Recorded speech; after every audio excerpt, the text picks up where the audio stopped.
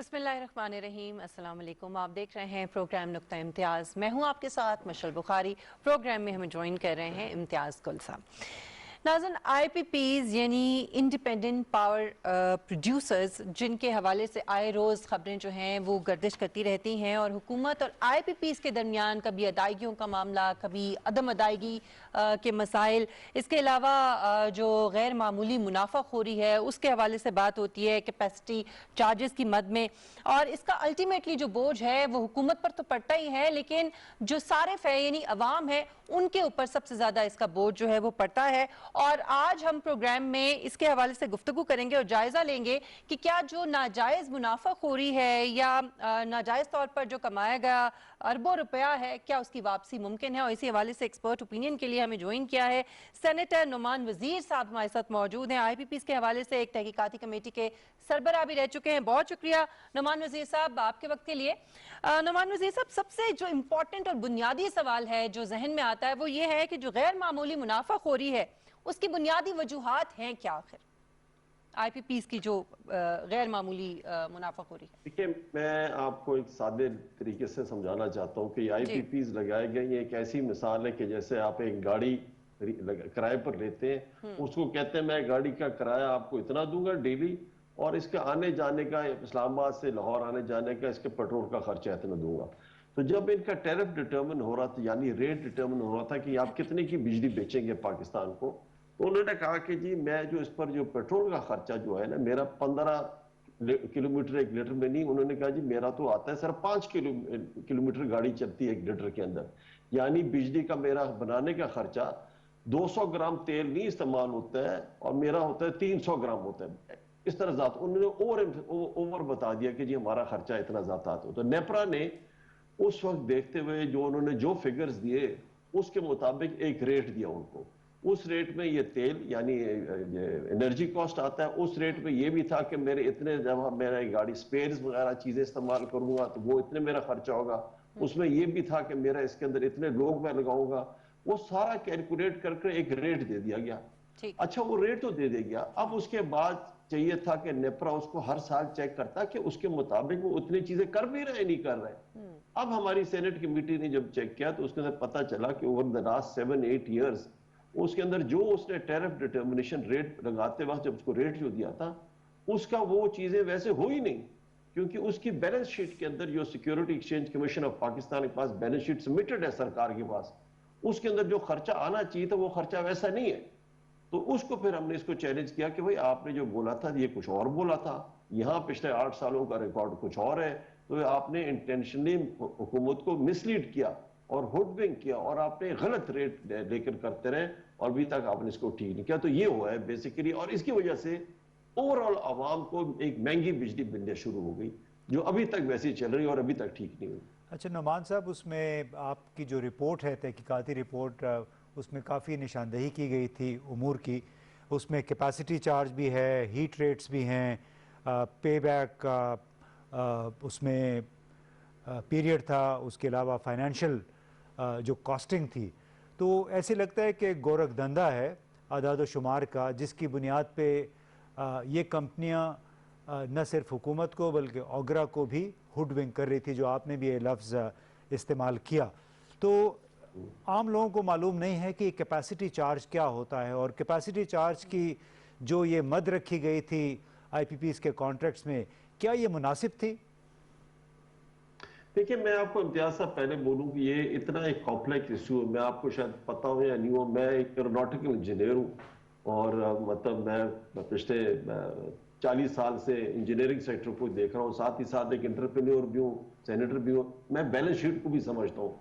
जब आप balance sheet, तो इसको समझने के लिए आपको पाकिस्तान में गिनती के थोड़े बहुत लोग मिलेंगे जो बैलेंस शीट को भी समझे, फाइनेंशियल को भी समझे और इंजीनियरिंग को भी समझे, और फिर एक कंक्लूजन पहुंचे कि ये क्या हुआ। तो इनके साथ जब हमने इंटरेक्शन किया तो इनको पहली दफा लगा, ये पहली रिपोर्ट है जो सरकारी ऑफिशियल डॉक्यूमेंट है जो आइडेंटिफाई करता है कि IPPs ने इसमें किस तरह के अपने कहाँ किए गए। तो ये पहली रिपोर्ट है विच इज स्पीकिंग डिसीजन, जो आइडेंटिफाई करता है कि कहाँ कहाँ तुमने गलत काम किया, किस तरह का। एक मेजर चीज इसके अंदर क्या नजर आती है कि आपको जो उस वक्त की हुकूमतें थी, PMLN की हुकूमत थी, उस वक्त इन्होंने कहा कि जी हम आपको रुपयों के अंदर 100 रुपए लगाएंगे तो हम साल का 15 रुपए देंगे। उसके 1 साल बाद इन्होंने उसको चेंज कर दिया और उसको कहते हैं नहीं हम रुपयों में नहीं आपको डॉलर में देंगे। तो डॉलर में देना, तो डॉलर में दुनिया भर का उस वक्त रुपयों में रेट चल रहा था 15% मुनाफा चल रहा था, डॉलर का उस वक्त मुनाफा चल रहा था 2%। लेकिन इन्होंने क्या कहा, इन्होंने कहा जी हम आपको डॉलर में देंगे और 15% देंगे। तो सबसे ज्यादा जुल्म तो उस हुकूमत ने, उस ईसीसी ने किया जब उसने ये फैसला किया। एक तो ये बात। दूसरी आप बात करते हैं कैपेसिटी पेमेंट की। कैपेसिटी पेमेंट ये, जैसे मैंने शुरू गाड़ी का मिसाल दी कि गाड़ी खरीद कर आपने खड़ी की हुई है, उसको चलाएं या ना चलाएं आपने दिन का किराया देना है। इसके अंदर इन्होंने ये क्या, इन्होंने सारा शो किया कि जी हमारा जो गाड़ी थी ₹1,00,000 की, तो इन्होंने कहा ये 3 लाख की गाड़ी है। मिसाल में आपको देता हूं, अब हमारे 9H विकी एक पावर प्लांट लगा है, ये PMLN की हुकूमत में लगा था, विकी लगा है जिसके अंदर 9H steam turbine, gas turbine लगी हुई है। उसका खर्चा है $4,36,000 पर मेगावाट। और उसी असना में एक और लगा जिसका खर्चा आया है $1,100 पर मेगावाट, यानी डबल से भी ज्यादा। अब वो $1,100 वाले डॉलर की जो खर्च आपने जो पावर स्टेशन लगाया उस पर किराया उसी हिसाब से डेली किराया जाता है। तो ये जब हम चलाएं या ना चलाएं उसी हिसाब से हमें किराया ज्यादा देना पड़ जाता है। तो अभी क्या हो रहा है आजकल, मसलन अभी आपने पीछे हमारी हुकूमत ने 33,000 मेगावाट के कारखाने लगाए हैं। आपको पता है सर्दियों में कितने कारखाने चल रहे होते हैं 33,000 में? 7,000 मेगावाट के। बाकी जितने जो है आपके ये 20 ऑलमोस्ट 20,000 आपको 20 से 23 25,000 इन 25,000 मेगावाट के कारखानों का आप किराया दे रहे होते हैं। वो किराया दे रहे, वो सारे अवाम पर पड़ता है, अवाम का बिजली का बिल ज्यादा हो जाता है। तो क्या हमारा मौजूद ये था, ठीक था, डिसीजन था कि हमने अभी भी आज क्या पोजीशन है आपको बताऊं। आज हमारे 33,000 के लगे, बहुत लोड चल रहा है आज पाकिस्तान के अंदर। आज आपको पता है चल रहा था 22,500 मेगावाट और आपने लगे हुए 33,000 के। आज भी आप 11,000 मेगावाट के कारखानों को किराया दे रहे थे, कैपेसिटी चार्जेस दे रहे थे, वो चल नहीं रहे, उनको किराया दे रहे सारे साल किराया। ये क्या फैसले थे, ये क्या पॉलिसी थी? मतलब ये तो कोई आदमी थोड़े कॉमन सेंस वाला भी, आम हमारे पठान लोग जो होते हैं ना सादे कैलकुलेशन करने, वो कहते हैं कि यार ये क्या तुमने किया।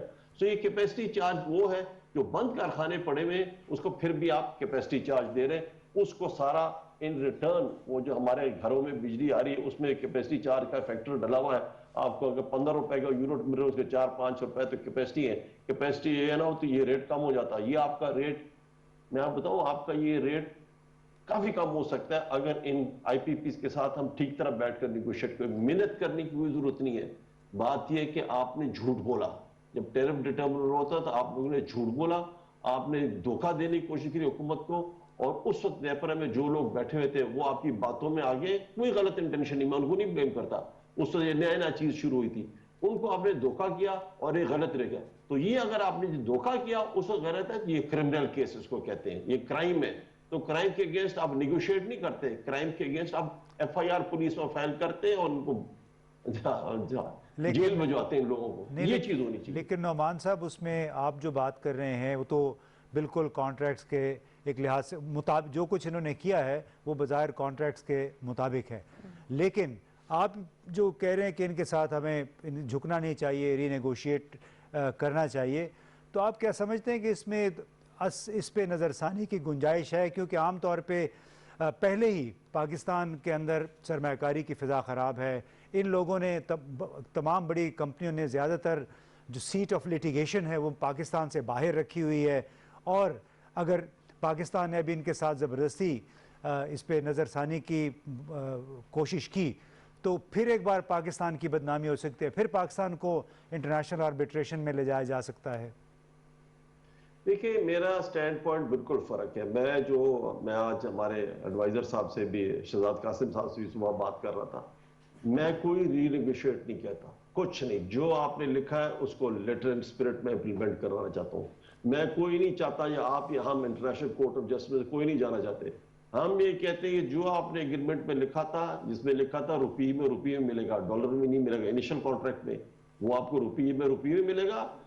और आपने, चूंकि आपने क्राइम कमिट किया है, ये क्रिमिनल केस है, ये रीनेगोशिएशन नहीं है। कोई हम उसकी मिन्नत रिक्वेस्ट नहीं करते आप हमारे मेहरबानी करें, ये चीजें नहीं है। नैब ने उनसे, नैब वालों ने उनको बुलाया, उन्होंने कहा जी आप मेहरबानी कर रेट कर। क्या मेहरबानी? कोई मेहरबानी नहीं। आपने जो एग्रीमेंट किया है उसके मुताबिक मैं इंप्लीमेंट करूंगा। आपने एग्रीमेंट में शुरू में झूठ बोला, आपने एक फिगर्स गलत दी हमें, उसकी वजह से आपको गलत रेट मिला और आप पिछले 8 सालों से उसका फायदा उठाते रहे। ये आईपीपी वाले सारे मुझे मिलते हैं, ये खुद कहते हैं कि जी हमने तो साल 1.5 साल में अपने पैसे पूरे किए हुए, ये इन्होंने बताया सारी बातें मुझे। लेकिन इसके बाद आप जो चाहिए कोई रीनेगोशिएट नहीं। Imtiaz sahab, the agreement has to be implemented in letter and spirit, ये मैं चाहता हूं उसके अंदर। तो ये बताइए कि जो सर्कुलर डेट है, बार बार ये गर्दिशी कर्जे की बात आती है, अब बताया जा रहा है कि 2200 अरब तक ये पहुंच गया है, तो इस से कैसे छुटकारा हासिल किया जा सकता है? मुमकिन है मौजूदा हालात के तहत?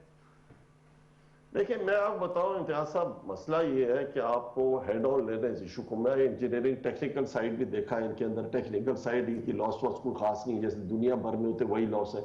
सिर्फ एक कहीं कहीं इनकी जो कंडक्टर अंडरसाइज लगा हुआ और कहीं कहीं इनके कैपेसिटर्स लगाना होता है पावर फैक्टर ठीक कर करंट को कम करने के लिए, कि लॉसेस कम करने के लिए, वो उससे 1-2-3% फर्क पड़ जाएगा।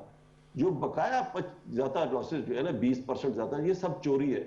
जब तक आप चोरी ठीक नहीं करेंगे उस वक्त ये आपका सर्कुलर डेट ठीक नहीं हो सकता। आप कुछ स्मार्ट मीटर लगाए, क्या आप कहते हैं 12 अरब रुपए के स्मार्ट मीटर खरीदना चाहते थे, वो आदमी कुंडा लगा रहा है ऊपर। मीटर आपके घर में लगे, वो तो बाहर ऊपर छत के ऊपर तारों पर डायरेक्ट कुंडा लगा रहा है, उसको मीटर क्या कर देगा? आप कोई मीटर लगाए, वो पकड़ ही नहीं सकते इस चीज को। सो आपने करना क्या है, ये हमारे वापडा के इशू नहीं है, डिस्कोस का इशू नहीं है, ये हमारे सारे पाकिस्तान में हर महकमे का इशू है कि प्रोफेशनलिज्म लैक करती है, desire and will to improve things 99% लोगों में नहीं है, 1% लोगों में शायद हो गया। होना क्या चाहिए जी कि आपने इसको, जैसे हमारे पाकिस्तान के अंदर चुंगी सिस्टम चलता था पहले, बहुत पहले ऑक्ट्रा उसको कहते थे, वो ऑक्ट्रा पहले सरकार के पास था, कोई रेवेन्यू नहीं आता था। गॉड ब्लेस हाजी बारोज साहब, हमारे यहाँ केपीके के बहुत बिजनेसमैन थे, उन्होंने पहले साल लिया 10 गुना ज्यादा कर दिया, रिकवरी ज्यादा कर दी उन्होंने। आपने बिलिंग और रिसोर्सेज जितने भी हैं, ये कलेक्शन ऑफ पैसा, ये इसको आउटसोर्स कर देना है फीडर वाइज आउटसोर्स कर देंगे तो फिर वो आदमी जिसको आप देते कॉन्ट्रैक्ट देते वो चलता है, वो उसको चलाएगा, वो रिकवरी करेगा। एम्प्लॉय आपने वापडा के कोई फर्क नहीं कर रहा, सारी अपनी जगह बैठ रहे हैं, सब तनख्वाहें ले। कुछ होंगे जो काम भी कर रहे हो, कुछ स्टील मिल की तरह काम कुछ नहीं करेंगे, 3 साल से घर में बैठे, अरबों रुपए आपके मेरे टैक्स पेयर के चले जाएंगे। ये होने दे, ठीक है, अनफॉर्चुनेट बात है, सियासी लोग बीच में भर्ती किए हुए, सब पीएमएल ने भी किया, पीपल्स पार्टी भी नहीं किया, पीटीआई बेचारी तो नहीं आई है, उसको तो हम तो कुछ, हमारा तो कुछ है ही नहीं, हम तो वी आर सेनेटर एमएनए, हमारे पास कोई इख्तियार ही नहीं है, हम आपको ना फेवर कर सकते हैं ना आपसे ज्यादती कर सकते हैं, मेरिट की बात कर सकते हैं। अच्छा, नुमान वजीर साहब, जैसे कि आप कह रहे हैं कि मिन्नतें करने की जरूरत नहीं है आईपीपीस को, अगर इतना ही आसान था तो फिर नेपरा जो है वो सारिफीन और हुकूमत के जो तहफ़्फ़ुज़ात है उसको, उसका मुफादात का तहफ़्फ़ुज़ जो है वो क्यों नहीं कर पाया अब तक, और अगर नहीं कर पाया तो अब उसके किरदार को कैसे बेहतर किया जा सकता है? देखिए, ये नेपरा ने तो एक टैरिफ डिटरमिन कर दिया। नेपरा में भी आपको, जैसे मैंने कहा, आपको हर महकमे में हमारे वो प्रोफेशनलिज्म इतना नहीं है। नेपरा में आपके मेंबर्स आ जाते हैं हर सूबे से, और उनकी जो है ना उसके अंदर भी कुछ होना चाहिए, प्रोफेशनलिज्म होना चाहिए, उसको समझना चाहिए, टैरिफ डिटर्मिनेशन का तरीका समझना चाहिए। लेकिन कुछ ऐसे आ जाते हैं जिनका कोई ताल्लुक ही वापडा से नहीं होता है, वो क्या समझेंगे इन चीज़ों के ऊपर, जो स्टाफ नीचे वो भी। तो नेपरा इस पर काम, बेशक जो उनके पुराने लड़के कुछ हैं, यंग बॉयज भी कुछ हैं जो समझते हैं इन चीज़ों पर। नेपरा, उनके चेयरमैन तौसीफ साहब आए, वो भी अब समझना, बाहर से आए, अभी आहिस्ता आहिस्ता समझ गए चीज़ें कि पाकिस्तान में इतने रहे नहीं, अब वो समझ गए। नेपरा कैन डू इट, लेकिन हमारा senate committee can, ministry can do it, लेकिन मिनिस्ट्री को ये जो मैं आपको कहता है नेगोशिएशन करने से आप मसले में पड़ जाएंगे, आपको इंटरनेशनल कोर्ट में कोई ले जाएगा। आपने बताना है आपने ये गलती की है, और फिर उसके बाद you always negotiate from a position of strength. पहले आपको बता देते हैं उनको कि तुम्हारे में ये कोताही है, फिर वो सही तरह बात करते हैं। अभी तो वो धड़ल्ले से फिर रहे हैं कि हमसे आप रिक्वेस्ट कर रहे हैं। हम रिक्वेस्ट क्या करना होता है? आपने कोई चीज ही गलत किया, आपने क्राइम कमिट किया, हम आपसे रिक्वेस्ट करेंगे। अगर आप हमसे रिक्वेस्ट करेंगे हमसे निगोशिएट करें, फिर हम आपसे बात करेंगे इसको रेट को कम करना। So we have to really strong arm से इनसे बात करनी चाहिए जो नजर नहीं आती। बिल्कुल ठीक है, बहुत शुक्रिया नुमान वजीर साहब आपके वक्त के लिए। इम्तियाज गुल साहब, इसमें जो अब सबसे इम्पोर्टेंट और जो हतमी चीज़ है वो तो ये है कि जिम्मेदारों का तयन हो गया है बड़ी अच्छे तरीके से। पता है कि जिन लोगों ने बदनीयती का मुजाहरा किया मुआहदे के दौरान, अब उनको सामने लेके आए, उनके खिलाफ कार्रवाई। देखें, काश कि इतना आसान होता। ये तो हम इतने दिनों से बातचीत यही कर रहे हैं, कभी शुगर स्कैंडल सामने आ जाते, कभी अब ये जो आईपीपीएस की रिपोर्ट थी बड़ी आई ओपनिंग थी, और इसमें इन्होंने बिल्कुल बड़ा पॉइंटेडली जो नकाइस थे आईपीपीएस की पॉलिसी के, यानी जो निजी बिजली घर जिस तरह ऑपरेट कर रहे हैं उस पॉलिसी की उन्होंने निशानदेही भी की है। लेकिन मसला ये हो जाता है कि जो ब्यूरोक्रेसी के नेपरा के ओगरा के अंदर जो लोग बैठे हुए हैं वो भी इन कंपनियों के साथ मिल जाते हैं।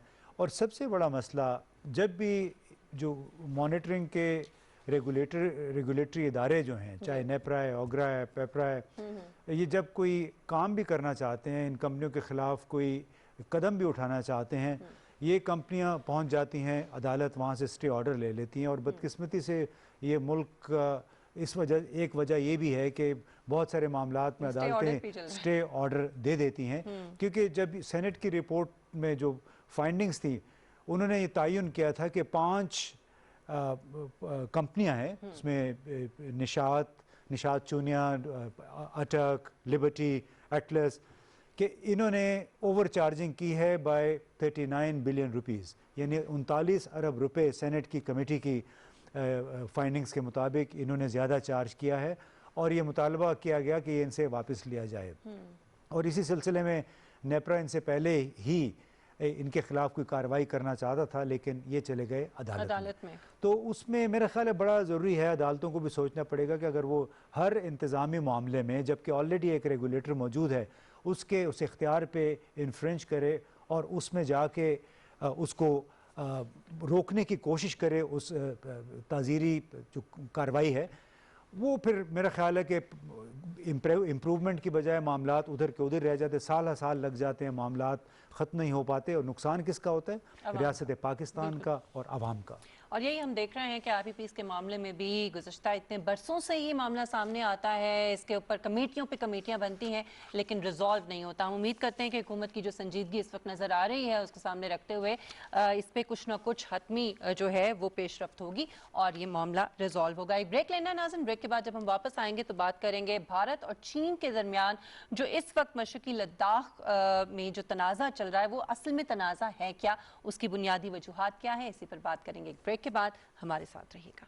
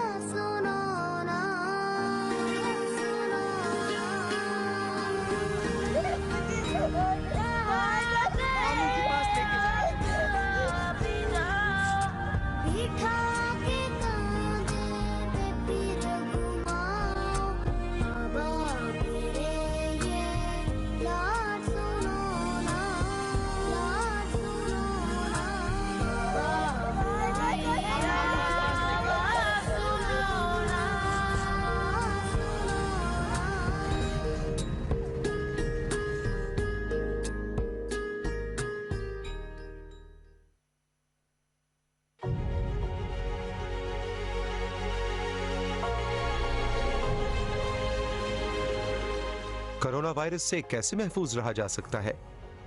अपने हाथ साबुन और पानी से कम 20 सेकंड तक दिन में कई बार धोइए। अपने हाथ बाकायदगी से अल्कोहल वाले सैनिटाइजर या महलूल से साफ कीजिए। किसी भी छींकने या खांसने वाले शख्स से कम 1 मीटर का फासला रखिए।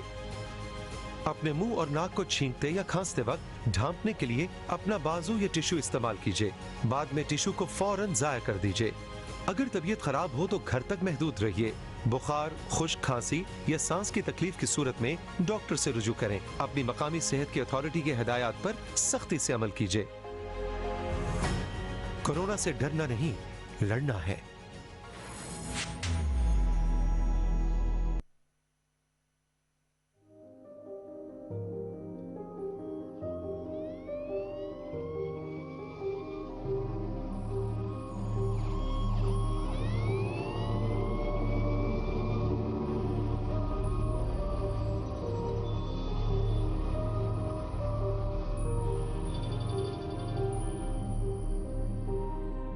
शेर दिल मसीहाओ, सी रहे हो सब खाओ, तुम हमारे मोहसिन हो। जानलेवा दुश्मन से लड़ रहे हो तुम तन्हा, रात हो भले दिन हो, तुम हमारे मोहसिन हो। शेर दिल मसीहा हो, भूल कर तुम अपने गम और दुख अजीजों के, पास हो मरीजों के। तुम हमारे चारागर, दर्द की दवा हो तुम, खौफ की शिफा हो तुम, अमन की क़बा हो तुम, चैन की रिदा हो तुम। हम दुआएं करते हैं तुम बहुत जज़ा पाओ, शेर दिल मसीहा हो।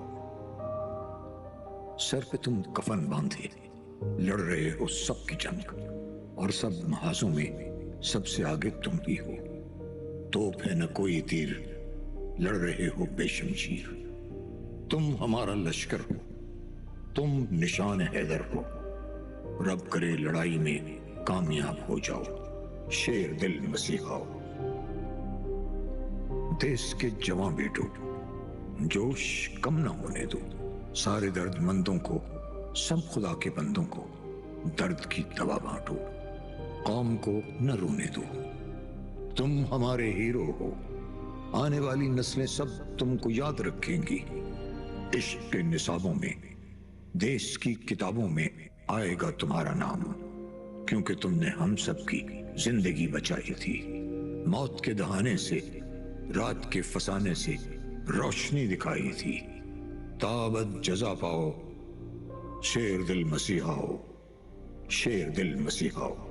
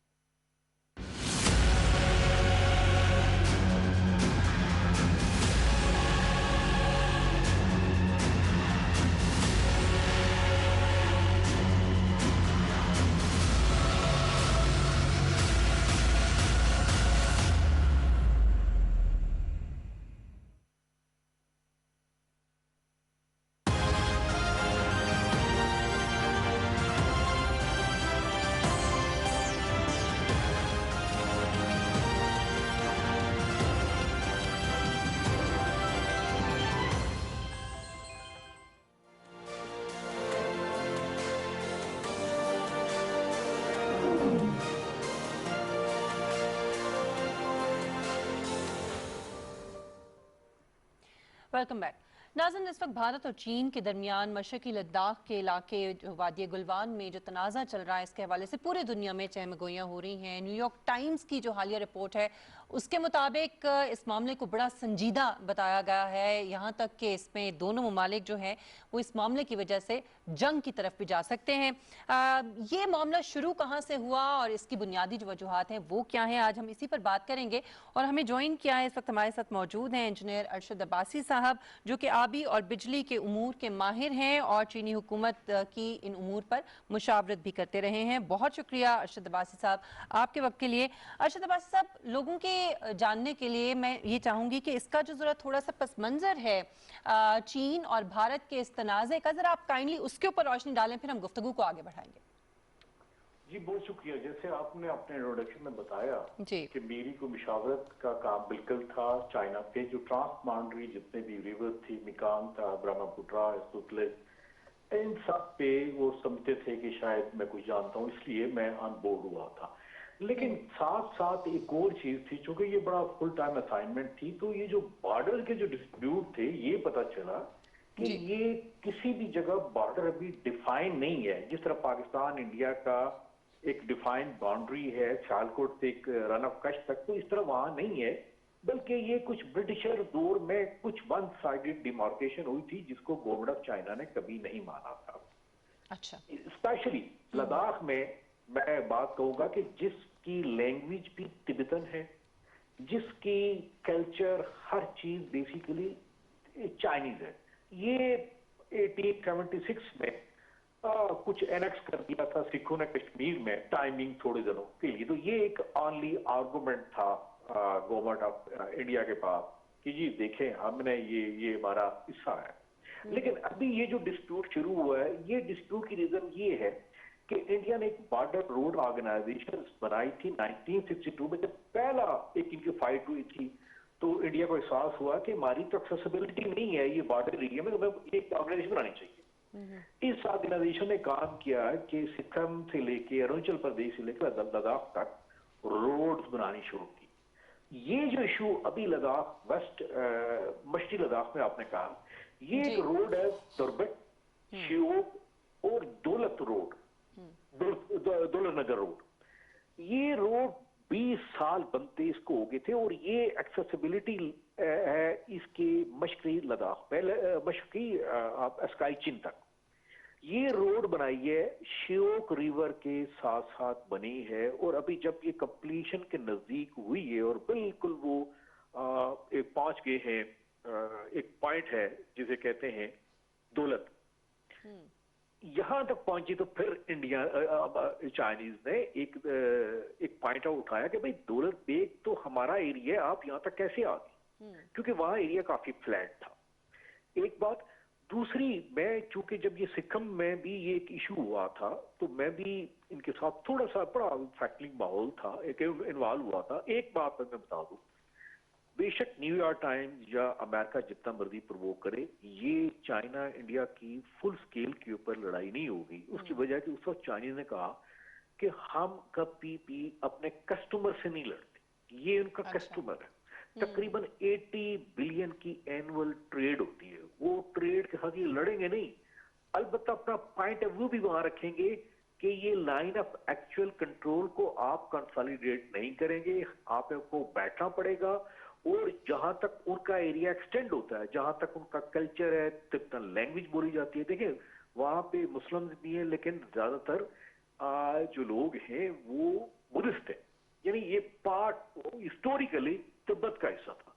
ये एनेक्स करने की जो कोशिश है, ये कोशिश चलेगी नहीं, इंटरनेशनली भी इसको कोई ज्यादा एक इंपॉर्टेंस नहीं मिलेगी। जब कभी केस चला गया इंटरनेशनल कोर्ट फॉर, आप ये कहना चाह रहे हैं अरशद के चीन को तशवीश हुई उस इंफ्रास्ट्रक्चर से, दौलत बेग या फुक्ची जो एयर बेसिस हैं और ये सड़क बनने से, कि खुद बराह रास्त हो सकते कि चीन के असर से ये इलाका निकल जाए और उसके मफादात, सिक्योरिटी मफादात को कोई इज्जत पहुंचे, इसकी वजह से चीन को तशवीश हुई।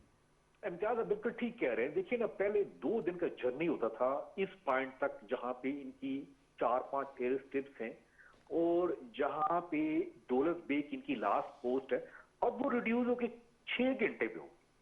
अब जो एक एंगल जहां पे मेरी आपकी डिस्कशन हुई थी कि हम आज ये डिस्कस क्यों कर रहे हैं, हमारा पाकिस्तान का स्टेक क्या है, कि क्या हम खामोश हम यहाँ पे तमाशाई बनेंगे और देखेंगे कि लड़ाई होगी और कितना खुश होंगे कि चाइना इंडिया को मार रहा है। देखिए ऐसा नहीं होगा। ये वो कहते हैं ना, हाथियों की लड़ाई में नुकसान किसका होता है, घास का होता है। आज मैं आपको बता दूं, ये जो रोड बनी है ले से जिसे कहते हैं दुर्बट, श्योक, दौलत बेग, ये रोड बनी है श्योक रिवर के अलोंग, जिसे गलवान एंड पे गलवान रिवर भी आ जाता है। देखिए ये श्योक रिवर है, इसमें ये जो 2/3 रोड है, ये इवन रिवर बेड को एलिवेट करके बनाई गई। अच्छा, आपने चूंकि दरिया की बात कर रहे हैं, ये बताइए कि अब दरियाओं का चूंकि आपने बड़ी स्टडी की हुई है, तो इस तमाम मामले की पाकिस्तान के लिए क्या इम्प्लीकेशंस है, क्या मुज़मरात हैं? जी आपने बड़ा सही सवाल उठाया कि असल नुकसान पाकिस्तान को ही हुआ है और हो रहा है। उसकी वजह क्या है? श्योक तो मेजर ट्रिब्यूटरी है इंडस रिवर की, और इंडस रिवर हमारा तरबेला, इसके ऊपर एक ही हमारा डैम है और वो है तरबेला डैम, जिसकी ओरिजिनल कैपेसिटी थी 11 मिलियन एकड़ फीट और ये अब रह गई है 7 मिलियन एकड़ फीट। और किसी भी जो बंदा जो इंजीनियर है बेसिक से पूछे भाई डैम की लाइफ क्या होती है, वो कहेगा सिल्ट।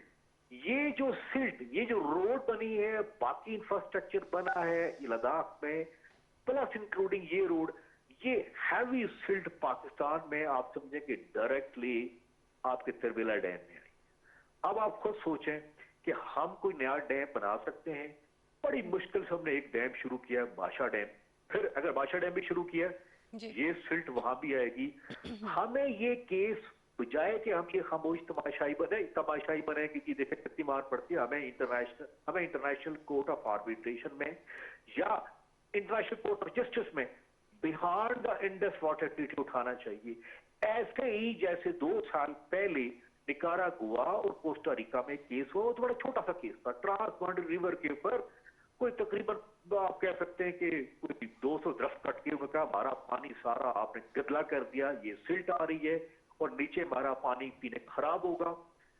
हमें ये आवाज फौरी तौर पे international court of arbitration, international court of justice में, क्योंकि प्रेसिडेंट ऑलरेडी सेट हो गई है कि जनाब ये इंडिया को कहें कि एक कतरा, एक सिल्ट का एक दाना, एक सिल्ट जिसे कहते हैं रेत और मिट्टी, ये नहीं आनी चाहिए पाकिस्तान के बॉर्डर के ऊपर। हमें क्लीन वाटर मिलना चाहिए। वो इसलिए कि जब मैं मुशीर था चाइना का, तो ब्रह्मपुत्र रिवर के ऊपर एक छोटा सा रोड की डाइवर्जेंस की इंडियन मीडिया ने, इंडियन गवर्नमेंट ने पूरी दुनिया में एक प्रोवोक किया, पूरी दुनिया में प्रोटेस्ट किए, पूरी दुनिया में एक लॉन्च की, एक कैंपेन लॉन्च की कि देखें जी ये ब्रह्मपुत्र रिवर के पर पता नहीं चाइना क्या बना दिया। हालांकि वो कुछ भी नहीं था, वो तो बेसिकली एक हार्डली 500 मीटर की रोड थी। ये तो 240 किलोमीटर लंबी रोड कंप्लीट भी होगी। अच्छा, ये तो हो गई। अरशद साहब ये बताइए कि अभी इसमें इस तमाम मामले में पाकिस्तान के लिए पैगाम क्या है? What is the take away for Pakistan? क्या करना चाहिए पाकिस्तान को मुस्तकबिल में? चूँकि आपने डैम्स की तरफ इशारा किया कि डैम्स की कैपेसिटी अब कम हो गई है, वहाँ रेत मिट्टी ज़्यादा भर गई है, तो उसमें पाकिस्तान को अब क्या करना चाहिए? तो जैसे आपने कहा रेत मिट्टी से हमारा तरबेला डैम ज़ाहिर है कि भर गया, जिसकी कैपेसिटी 40% कम हो गई है। ये कोई मामूली बात नहीं है। हमें फौरी तौर के ऊपर इंटरनेशनल फोरम के ऊपर यूनाइटेड नेशन और उसका जो ऑर्गन है इंटरनेशनल कोर्ट ऑफ जस्टिस, यहां पे केस फाइल करना चाहिए, जिस तरह कोस्टा रिका ने किया कि जी हमें डैमेज पे करें। ये जो डैमेज हमारा हुआ है, जैसे उन्होंने डैमेज क्लेम किया उनको $24 मिलियन मिले हैं। हमें ये जितनी भी डैमेज जहां पे सिल्टेशन हुई है, एक इसका ट्रैक रिकॉर्ड लगा के क्वांटम करके ये, और ये इंडियन गवर्नमेंट को भी पता है, वहां इंडियन एनवायरमेंटलिस्ट ने भी आवाज उठाई कि भाई पाकिस्तान में सिल्ट जा रही है, क्या आपने पाकिस्तान से पूछा था जब ये प्रोजेक्ट बना रहे हैं? क्योंकि ये बताइए जब ये पेरिस डिक्लेरेशन हुआ था जिसे मोदी साहब नवाज थे, उसमें एक केस ये भी इशू हुआ था कि ट्रांस बाउंड्री EIA होगी, इन्वायरमेंटल इंपैक्ट असेसमेंट होगी। ये जो रोड बनी है जो मशरकी लद्दाख में जा रही है, क्या इसका हमसे इन्होंने EIA करवाया? यानी आप ये समझते हैं कि पाकिस्तान को पहले ही सारी सूरत हाल को मद्देनजर रखते हुए इंटरनेशनल कोर्ट ऑफ जस्टिस में चले जाना चाहिए। बहुत शुक्रिया अरशद अब्बासी साहब आपके वक्त के लिए। इम्तियाज गुल साहब, एक तो ये बड़ा इंपॉर्टेंट पॉइंट उन्होंने उठाया कि पाकिस्तान को क्या करना चाहिए सारी सूरत हाल में, और दूसरा जो उन्होंने कहा ना कि चाइना जो है वो नहीं करेगा कुछ, चाइना करे या ना करे, भारत में इतनी हिम्मत कहाँ है, क्योंकि जो धाक बिठा चुका है चाइना पहले ही, तो मेरा नहीं ख्याल कि भारत जो है वो इतनी जुर्रत करेगा कि किसी जंग में। देखिए वहाँ पे जंग का कोई फायदा भी नहीं है। दोनों एक दूसरे के बड़े ट्रेडिंग पार्टनर्स भी हैं। मालूम नहीं हमारे यहाँ एकदम जंग की तरफ क्यों ध्यान चला जाता है। चीनी बड़े सब्र के साथ तमाम मामलात का बड़ा कदम फूंक के सोच समझ के कदम उठाते हैं। तो ज़ाहिर है मगरबी ज़राए इब्लाग थोड़ा सा उसको अलार्मिस्ट अंदाज में बढ़ा चढ़ा के बयान करते हैं। कभी जंग शायद नहीं होगी दोनों मुल्कों के दरमियान, लेकिन असल जो बात है जो अरशद अब्बासी साहब ने मसला उठाया कि पाकिस्तान को अपने जो पानी के ज़खायर हैं उनको महफूज रखने के लिए, उससे जुड़े हुए अपने इक़्तिसादी मफादात को तहफ़्फ़ुज़ फराहम करने के लिए हमें पेशबंदी करनी पड़ेगी। ये नहीं हो सकता कि इस तरह बागलियार के मामले में हुआ था, जब उन्होंने वहाँ पे अपने स्पिलवेज बना दिए, डैम बना दिया दरियाए नीलम पे, तो पाकिस्तान ने बाद में केस उठाया। उस वक्त तक तो भारत वो बागलियार डैम बना चुका था। तो इस ज़रूरी ये है कि पाकिस्तान वक्त पे बल्कि कबल अज़ वक्त एक्शन ले, ताकि पाकिस्तान की तरफ जो दरिया आ रहे हैं, ख़ास तौर पर दरियाए सिंध जो कि इंतहाई अहम ज़रिया है पानी का और बिजली पैदा करने का पाकिस्तान के लिए, उसमें उसके पानी में कोई रुकावट ना आए। इसी तरह अब दरियाए नीलम पे भी चूँकि नीलम झेलम हाइड्रो पावर जो बना है उस पर भी पानी के बहाव को जारी रखने के लिए पाकिस्तान को मुस्तकिलन पेशबंदी के तौर पे प्रोएक्टिवली इस पे काम करना पड़ेगा। उसी सूरत में हम अपने दरियाओं को और दरियाओं से जुड़े अपने मफादात का तहफ़्फ़ुज़ कर सकते हैं। नाज़रीन, ये बहुत ही वैलिड पॉइंट है, बहुत ही इंपॉर्टेंट है कि पाकिस्तान टाइमली एक्शन ले और इस पर सोचे, क्योंकि दोनों ममालिक जो हमसाया ममालिक हैं और इस सारी सूरत हाल में पाकिस्तान ज़ाहिर है कि इसका पाकिस्तान के ऊपर असर जो है वो पड़ रहा है। नाज़रीन, एक ब्रेक लेते हैं, ब्रेक के बाद हम वापस आएंगे। तो गुज़श्ता रोज़ जो शेखुपुरा के नज़दीक मुसाफिर ट्रेन का हादसा हुआ, मुसाफिर ट्रेन और बस के दरमियान वैन के दरमियान तसादुम हुआ, 22 अफराद इसमें जाँ बहक हुए। ये ट्रेन के हादसा गुज़श्ता 2 साल के दौरान 7 ऐसे हौलनाक हादसा हो चुके हैं और न सिर्फ ट्रेन के हादसा बल्कि जो रोड एक्सीडेंट्स हैं वो भी, उनका भी तनासुब जो है वो बढ़ता जा रहा है। इसी पर हम बात करेंगे, एक ब्रेक के बाद हमारे साथ रहिएगा।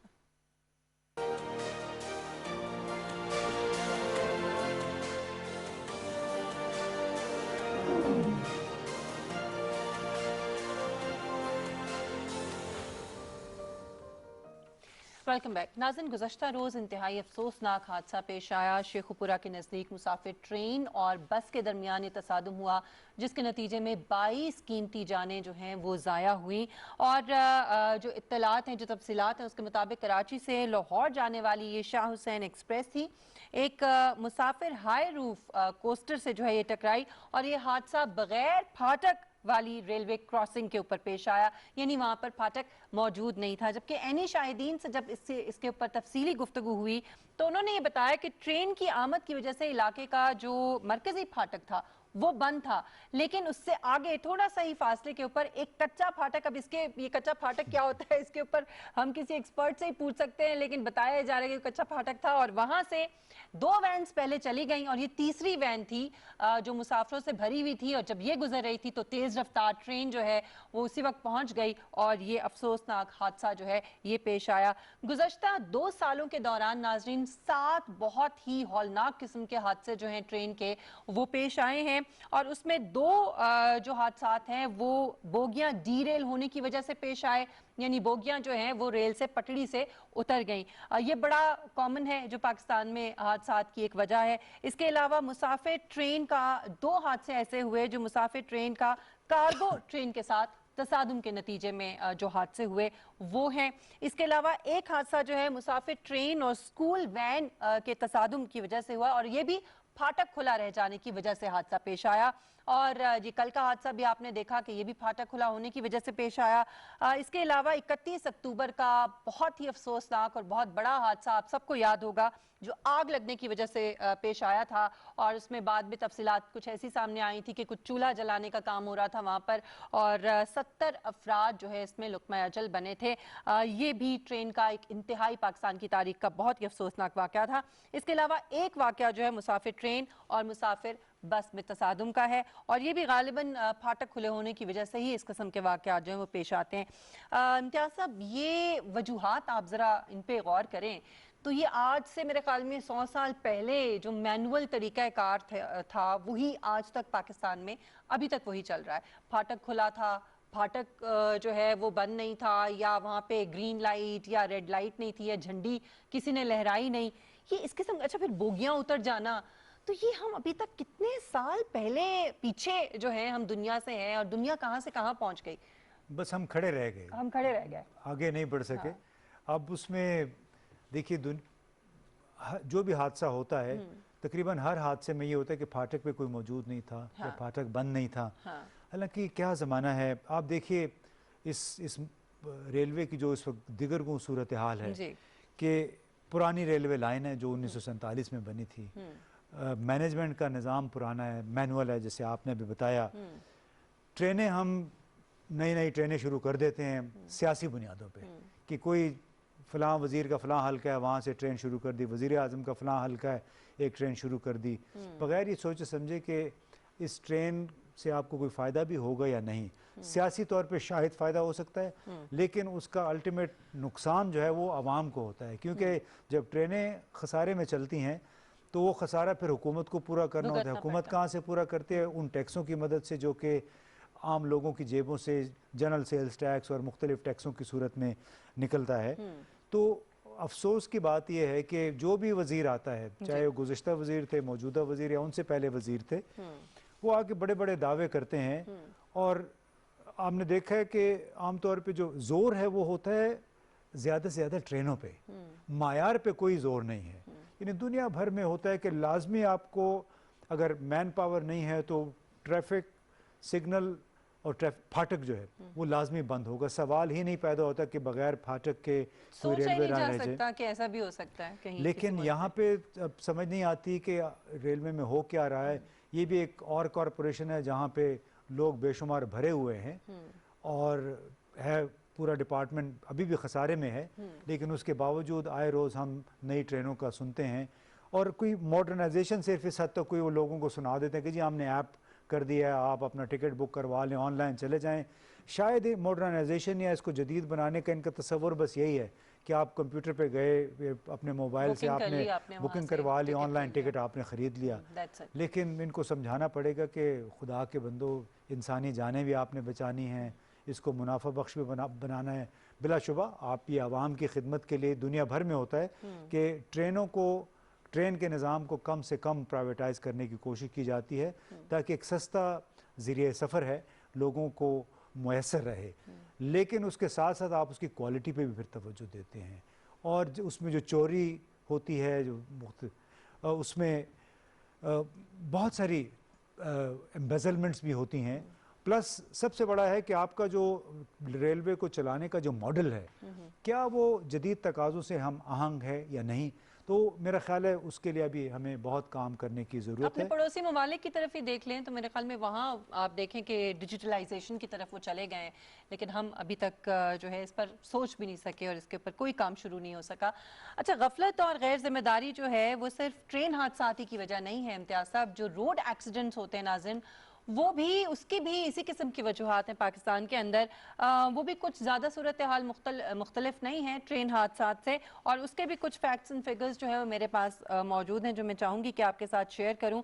हुकूमती अंदाजे के मुताबिक हर 5 मिनट के दौरान एक शख्स जो है वो रोड एक्सीडेंट की वजह से या तो जाम बहक होता है या शदीद जख्मी हो जाता है। पाकिस्तान में सालाना 11,121 के करीब ट्रैफिक हादसात जो हैं वो रोनुमा होते हैं और ये बहुत बड़ी तादाद है। और दुनिया में एक रिपोर्ट के मुताबिक 8वां मुल्क है पाकिस्तान जहां पर हादसात की, रोड एक्सीडेंट्स की तादाद जो है वो इतनी ज़्यादा है। और इसकी जो वजूहात हैं इम्तियाज साहब वो बड़ी अफसोसनाक हैं। एक तो इसमें यह है कि लाइसेंस की फराहमी के लिए कोई कवायद व ज़वाबित नहीं है।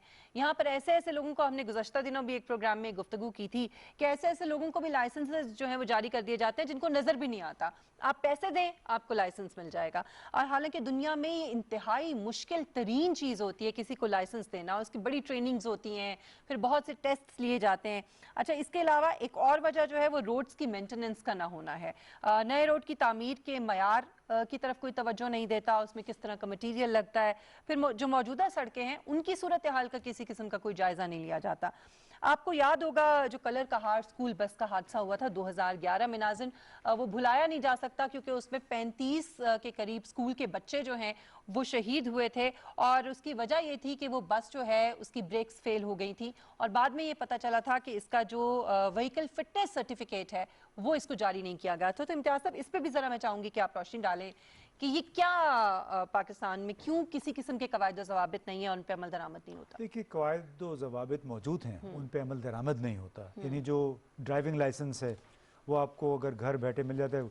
कुछ जगहों पे शायद इस्लामाबाद में ज़रा सख्ती है, आपको जाना पड़ता है वहाँ पे अपनी तस्वीर बनवाने के लिए और टेस्ट पास करने के लिए। लेकिन जनरली बैसित मजमूई पाकिस्तान के आप अक्सर इलाकों में जाएँ तो अगर आपके अच्छे ताल्लुकात हैं, आप खुद बासर हैं, तो ड्राइविंग लाइसेंस आपको घर पे मिल जाएगा या बगैर टेस्ट के मिल जाएगा। वैसे तो लोगों ने हवाई जहाज़ चलाने के लिए भी लाइसेंस लिए हुए हैं। हाँ, तो उसमें कुछ और बदकिस्मती उसमें यह है कि कुछ लोग बेचारे वो कहते हैं गेहूं के साथ घुन भी पिस गया, इसलिए कि बहुत सारे ऐसे पायलट हैं जो कि बाकायदा उन्होंने लाइसेंस हासिल किए हुए हैं बाकायदा प्रोसेस के ज़रिए।